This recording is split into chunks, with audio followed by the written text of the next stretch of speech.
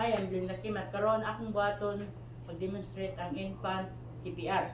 First, natong buhaton i-survey the scene. Nanto to sa tubangan, sa likod, sa kada kilid sa tub, sa wala o sa taas. O wala pa yung mga hazard things. Then, atong i-put atong mga PPEs on the gloves and the mask. Then atong i-introduce ang atong kaugalingon sa atong pasyente. Then, as tag consent. Bibi, ako si Blinda Kimat, ako ang imong first aider karon. Dayon, atong i-check ang responsiveness sa atong pasyente. Bibi, are you okay? Bibi, are you okay? Bibi, are you okay? Then, dayon, motawag ta og medical team. Sir, pwede ko pala yun, sir, tawag og 911 ng natay, bata diron nga 1 year old, 1 year old or 9 months, unconscious sir, kanang natakaroon diri sa balay sa iyang inahan. Nang paliw ko tawag sir, uminon nun sir, makatawag ka sir, paliki ko diri sir, salamat. Then atong next natong baton, atong i-check ang EBC sa pasyente, the airway, breathing circulation. Atong buhaton, since atong gikuan nga atong gi head tilt ning atong gi chin lift, dayon atong gi-apply ang LLF, the look, listen and feel.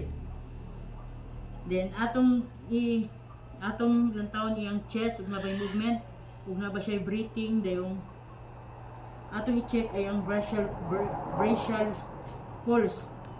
Atong gi-lift iyang hand ug i-check nato ang iyang brachial pulse. Then, mukang taog 10 seconds. 2001, 2002, 2003, 2004, 2005, 2006, 2007, 2008, 2010, 2010. Atong pasyente has no breathing and pulse. So, unconscious atong pasyente. So, karon mag-conduct ta og CPR. Since atong pasyente is infant, na tulo ka hand position sa infant CPR.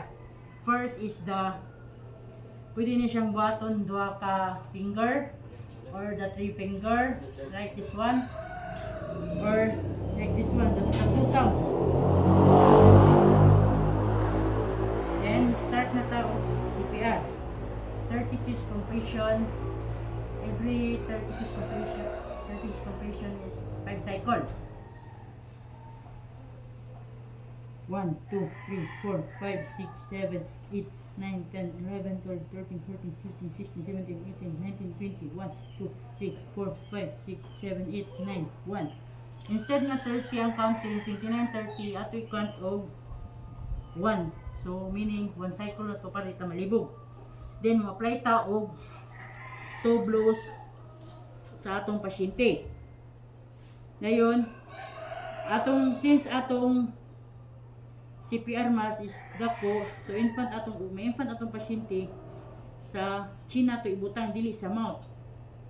So like this one, then ma-apply ta og 2 blows. Then CPR cycle 2.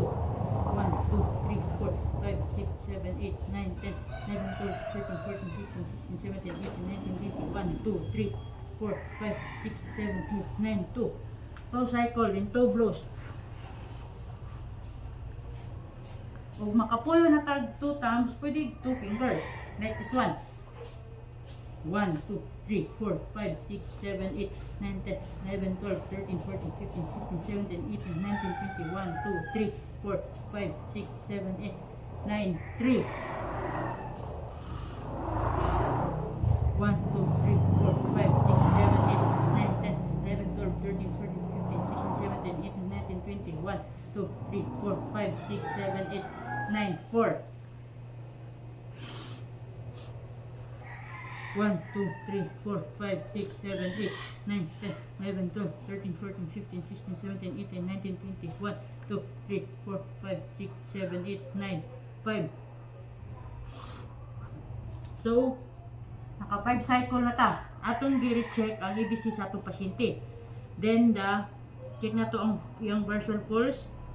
Then, Di na to ang LLF niya, look. The head, we have to, ang yang head atong gitilt, then lift nato ang chin, then atong i-feel yung breathing o yung chest of movement. Then, mag-count 1001 to 1010. 1, 2, 1001, 1002, 1003, 1004, 1005, 1006, 2007, 2008, 2009, 1010. Atong pasyente has breathing and falls. So, next thing to do is the recovery position. Atong atong pasyente, introduce atong self, kung si Blinda Kimat, ako ang imong first aider, tabang kanimo. Then, the recovery position, dili siya pwede katong imong asawa ni imong ikon siyang iyang kamot o imong asawa niyang TL or imong nanion. No, atong buhaton ang atong right hand ikon siyang ulo, then ang atong left hand sa iyang diri sa iyang lubot, then ato siyang ipa-verb like this one, the recovery position. Then ato siyang check the final assessment. No blood, no doubts. Need to two now. Then, no blood, no doubts. Thank you.